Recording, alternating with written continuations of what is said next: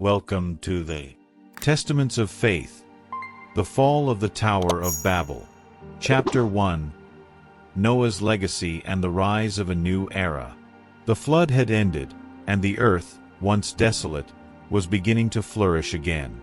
Noah and his descendants multiplied, spreading across vast lands.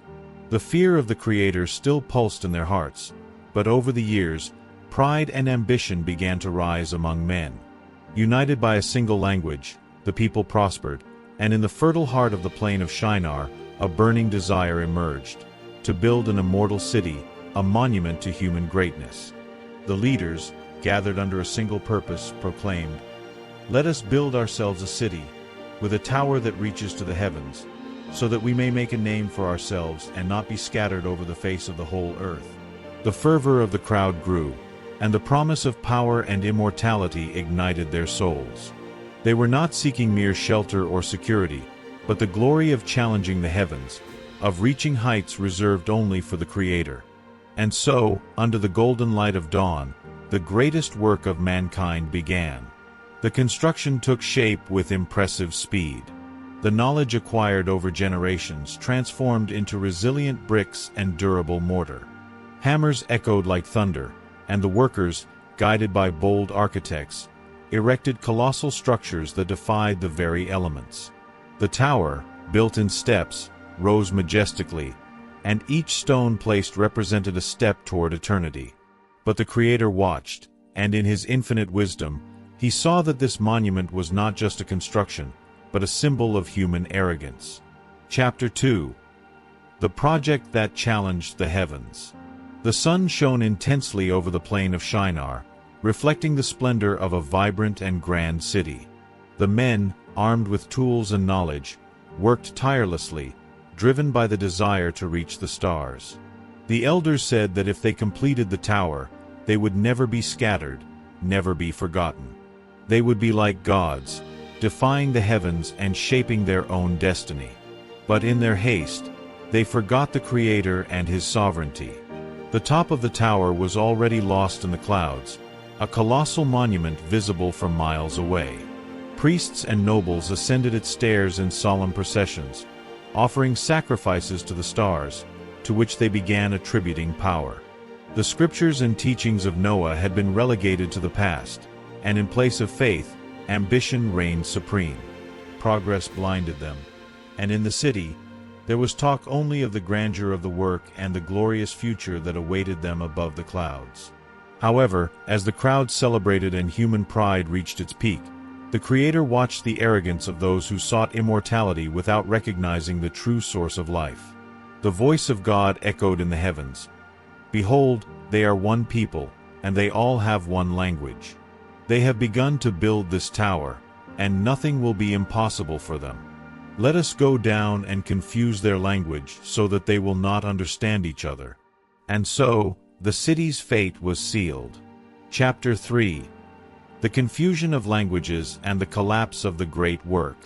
The day began like any other. Workers climbed to the upper levels, architects discussed the next steps, and priests chanted hymns of praise to the stars. But then, without warning, an inexplicable chaos took hold of the city. Words became incomprehensible, orders were given but not understood, and cries of frustration echoed throughout the site. What was once unity crumbled into confusion. The workers looked at each other in terror. Their colleagues spoke, but their tongues had changed. No one could understand anyone else. The city, once filled with harmony and purpose, plunged into despair. Misunderstood instructions led to collapses. Tools were abandoned, and one by one, the workers gave up, overtaken by panic and fear. The construction stopped, and pride gave way to fury and helplessness. Friends became strangers, families were separated, and the people, unable to communicate, began to move away from each other. And so, the glorious Tower of Babel, once a symbol of human supremacy, became a monument to failure and arrogance. Its structure remained unfinished, a reminder that no human work can rival the power of the Creator. The city was abandoned, and the people spread across the earth, each carrying with them their new language and new identity. Thus, the world was divided, and the dream of unity was undone by divine intervention. Yet, even in dispersion, the Creator did not abandon them. His plan continued, and among the descendants of those who left Babel, a name would arise, a man who would bring the true promise of redemption to humanity, Abraham. Chapter 4. The City in Ruins. The dust of confusion lingered over Babel. The echoes of once unified voices were now fragmented sounds, broken into languages that no one could understand. What was once a symbol of unity had become a mark of discord and division. The tower, which had once risen as a monument to human ambition, remained unfinished, its stones scattered like silent witnesses to the downfall of an empire that dared to defy the heavens. Orders shouted by the foreman were now meaningless, as no one could comprehend their companions. Work ceased, and chaos took over the streets of the once thriving city. What was meant to be an eternal monument to mankind's greatness became a bitter reminder of its fragility and unchecked pride. The leaders, unable to communicate, abandoned the great project. Each group, speaking their new tongue, gathered with those who could still understand them, forming small factions that gradually left the accursed place. The city, once pulsing with life and progress, was now empty, echoing only the whispers of the wind among its ruins. Dust covered the remains of shattered dreams, and Babel became an eternal reminder that human arrogance would never triumph over the Creator. And so the people departed, each carrying with them a new identity, a new language, and a new land to call home. In the shadow of the ruins, nature slowly reclaimed what mankind had tried to seize for itself. Time passed, and Babel was gradually forgotten. New civilizations arose in distant lands, each developing its own cultures, traditions, and dialects. Humanity, now spread across the earth, restarted its journey, this time without the illusion of rivaling God. But a new chapter in history was about to begin, for among those dispersed, a man of faith would rise to fulfill the true divine purpose. The story of Babel was not just a warning against arrogance, but the prologue to something greater. From division, God would bring forth true unity through His promise. Chapter 5. The Exile of the Peoples. The people who left Babel carried the weight of separation. Each tribe journeyed toward a new destiny, exploring unknown lands and facing challenges never seen before. Impassable mountains, arid deserts, and dense forests tested the endurance of those seeking a homeland. Fear of the unknown mixed with the hope of a new beginning. And even without realizing it, each step they took was part of a much greater plan than they could imagine. The Creator was guiding them, shaping their paths so that they would one day find their way back to one another.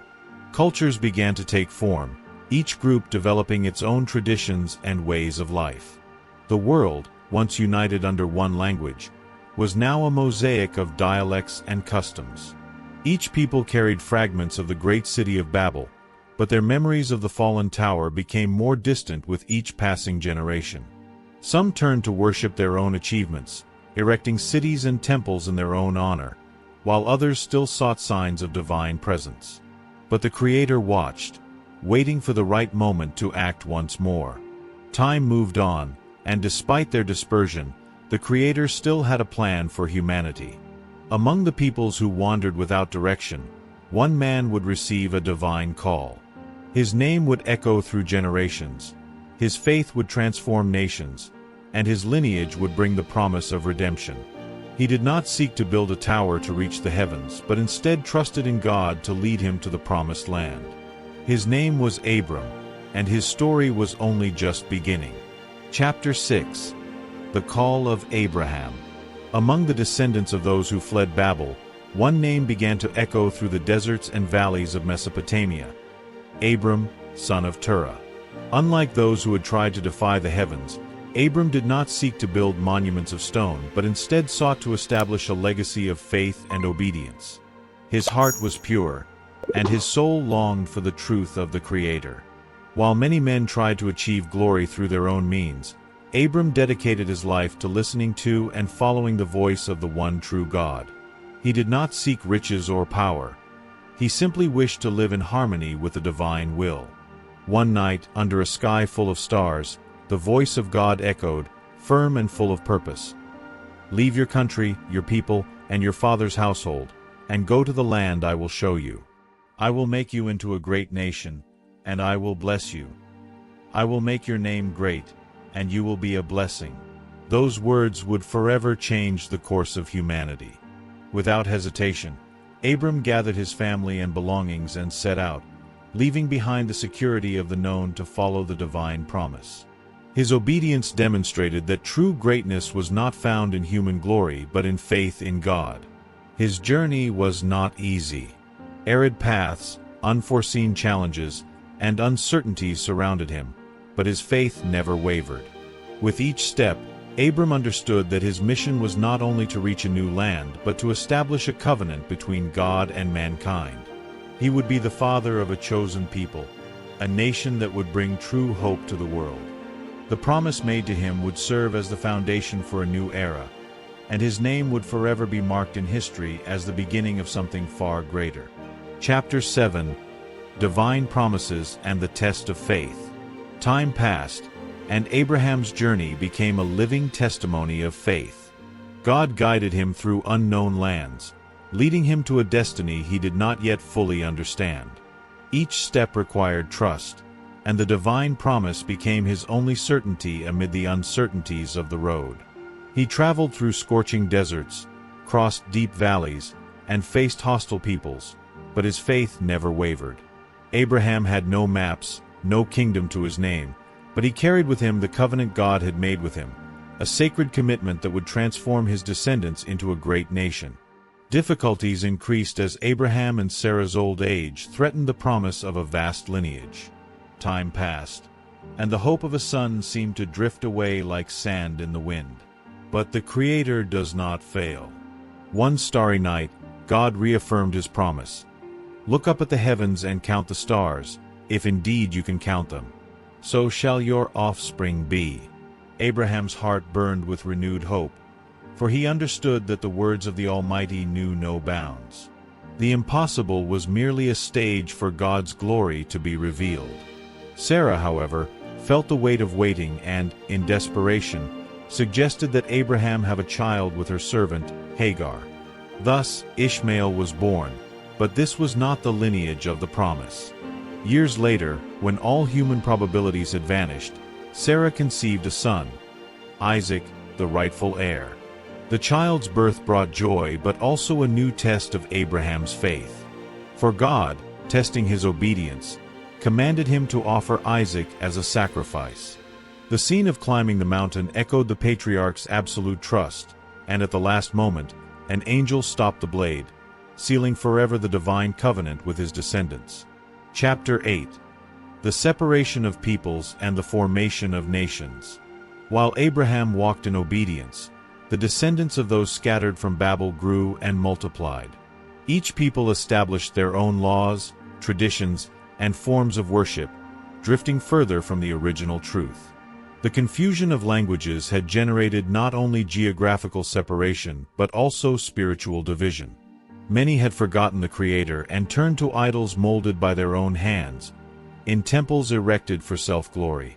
The pride that once built Babel now raised kingdoms and cities that sought to rival the heavens. The differences between peoples became irreconcilable. Trade brought nations closer, but wars soon drove them apart. Each group, now distinct in language and customs, saw others as rivals, forgetting that they all descended from the same ancestor. As civilizations flourished, the divine calling became increasingly distant for many. But God always preserved a remnant. Among the nations, a chosen people was set apart to carry the promise, not based on military strength or territorial expansion, but on a covenant with the Almighty. Abraham was the foundation of this promise. His lineage would not be lost among the fleeting empires that rose and fell, but would become the bloodline that would one day bring ultimate redemption to the world. Even when the earth seemed dominated by powerful kings, God was already preparing the arrival of a descendant of Abraham who would change humanity's destiny forever. Chapter 9: The Legacy of Babel and the Path to Redemption. The Tower of Babel was not forgotten. Its ruins remained as a silent reminder of human fragility before the Creator. Man can build imposing monuments, conquer lands, and raise empires, but without God, all crumbles like dust in the wind. The scattered peoples carried their stories, but few remembered the true reason for their separation. The lesson of Babel was not just about pride and punishment, but about the necessity of true unity, not based on power, but on faith. And so, centuries passed. Empires rose and fell, civilizations disappeared, but the promise made to Abraham endured. His lineage would give rise to kings, prophets, and ultimately, the one who would bring final salvation. The division of peoples that began in Babel would one day be undone, not by human strength, but by the grace of the Creator. For at the appointed time, a descendant of Abraham would rise to reunite what had been scattered. The day would come when all languages would cry out in a single voice, not to challenge God, but to worship Him. The pride that built Babel would give way to the humility of the one who descended from heaven to bring true redemption. For in the end, it is not man who reaches God, but God who comes to man. And so, the story that began with confusion and dispersion would end with reconciliation and salvation. The story of the Tower of Babel teaches us that true power is not found in human constructions, but in humility before God. Humanity sought to build a monument to reach the heavens, but it was through the faith of one man, Abraham, that the promise of salvation was established. Just as God confused the languages to remind us of our dependence on Him, He also provided a path to redemption through Christ. May we learn from this story to trust in God rather than our own strength and seek unity not based on pride, but on faith and divine love. Small blue diamond like, share, and subscribe to our channel for more content. Small blue diamond, God bless you, and see you next time on Testaments of Faith. Thank you.